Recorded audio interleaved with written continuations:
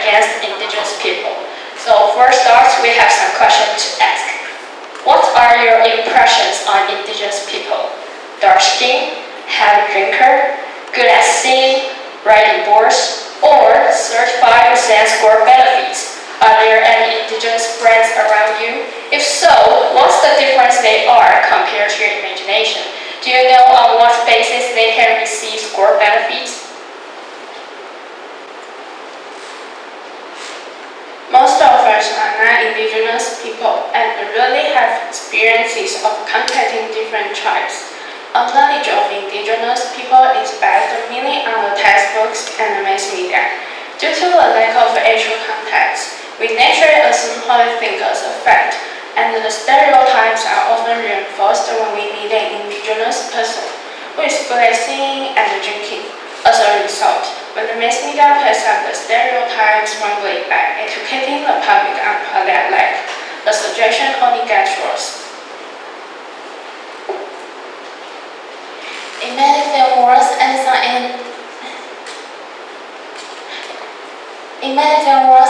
international events. The tribal dances, traditional clothing, and indigenous cultures are used with little respect, which leads to the public's misconception of Indigenous people. In fact, Indigenous language, Indigenous cultures are very sacred and must be treated with caution. The fact, unfortunately, is we often fail to understand the culture before quoting them. Here are some examples of the misuse of Indigenous culture. Let's see it.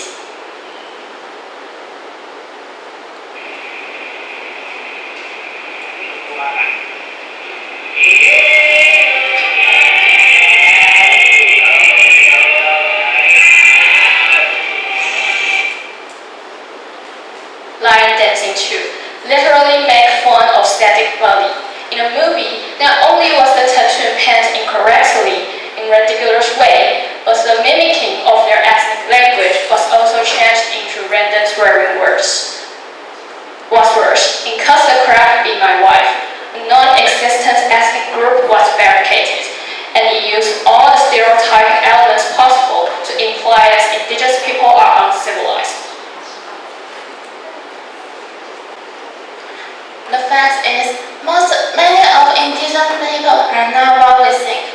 For example, most of them drink not because they were born good drinkers, but because of the ceremonies. Another example is the use of the phrase, "dala." In fact, no Indigenous language contains the filler, "dala." It was only an imagination. Actually, Indigenous people don't use filler words in their daily conversation. This shows many of our assumptions are not fact. Without learning the truth, we may hurt the Indigenous people if we only use our stereotype knowledge to interact with them.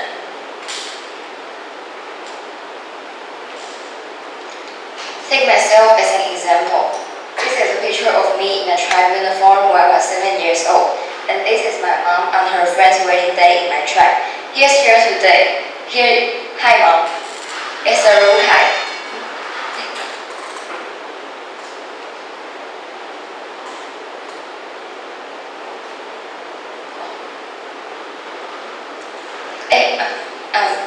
It's a Rukai in Indigenous Taiwanese. I'm actually not good at running, but according to my experience,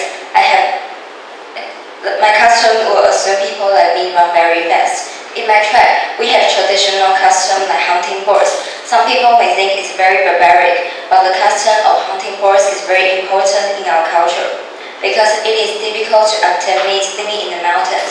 Therefore, the boars are usually killed at festivals, weddings, and housewarming occasions. Sacred rituals will be held, and the offering will be shared among families and tribes.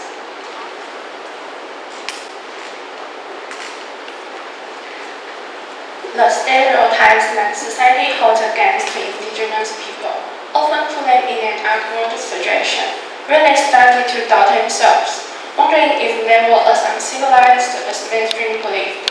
As Tu Jian mentioned in this article, The stereotypes saying indigenous people are heavy drinkers. They could travel when they try to find a job. In addition, when indigenous people are reminded that they are indigenous, they tend to behave poorly. This is called the stereotype threat. When everyone thinks you are like this, it makes you doubt yourselves, and even act like that. This may reinforce the stereotypes, and therefore form a vicious circle.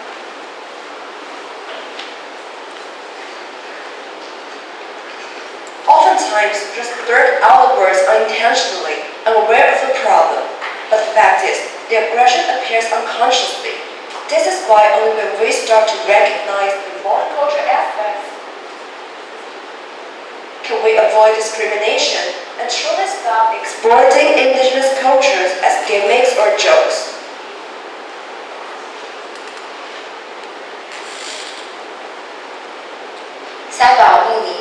This sentence means hi, my name is Mumi in my language. Let me answer the question my groupmates asked at the very beginning. To receive the 35% score benefits, the indigenous people must obtain native language certificates. I have been learning my language, since first grade in elementary school. I learned in the native language course arranged by the school. I continue attending classes until first grade in middle school. Because there were so few indigenous teachers, I learned from the same teacher all the way. She helped me get very good results in indigenous language competition and language certification. The relationship between me and my teacher is also very strong. Learning my own language is something that makes me very happy.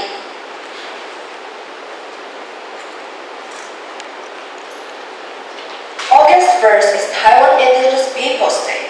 It is for the indigenous people to identify their cultures and not to forget their native languages. Indigenous people are nothing different from others. We shouldn't treat them in an unusual way. Their cultures are irreplaceable. Emphasizing the cultural diversity and highlighting the minority role models can reduce the stereotype phrase we just mentioned. For example, the singers Ame and Abao, the YouTuber Chelsea, are public figures and increase their indigenous visibility. Their experiences and performances have encouraged the young indigenous people to speak for themselves and get more confidence. There should be more contact and dialogue. Not only us as Han Taiwanese need to learn more about indigenous people, but the indigenous people also have to learn more about their root cultures. It takes all of us to protect the legacy of our island together. This is the end of our group presentation. Thank you.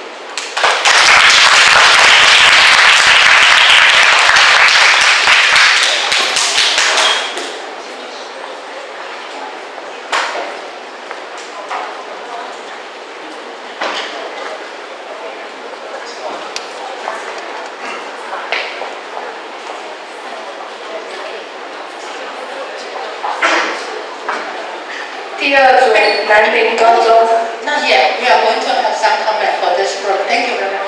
And let's welcome the commentators for some suggestions. Thank you. Good morning, everyone. I'm James from Beigang Senior High. It's my honor to be here, and also I would like to congratulate the first group on doing such a brilliant job in offering us the insight into the discrimination on indigenous people. So here I would like to share a few of my observations. First, I believe that the 5 girls did a brilliant job of teamwork, and I love your design of the PowerPoint slides. And particularly, I would like to point out that you did a fantastic job to use critical questions to catch the audience attention. And also, I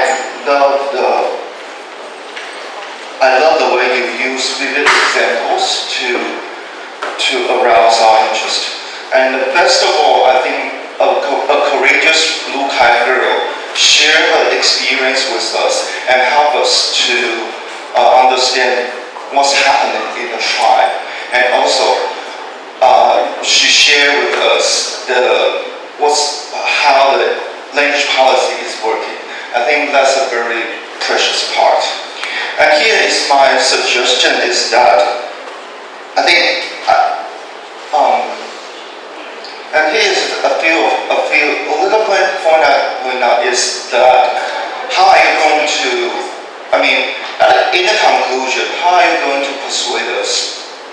How are you going to, I believe that you need to use more tangible examples to help us understand what we can do next. I feel a little bit unsatisfied, and I wish I could hear more from that part. What can we do?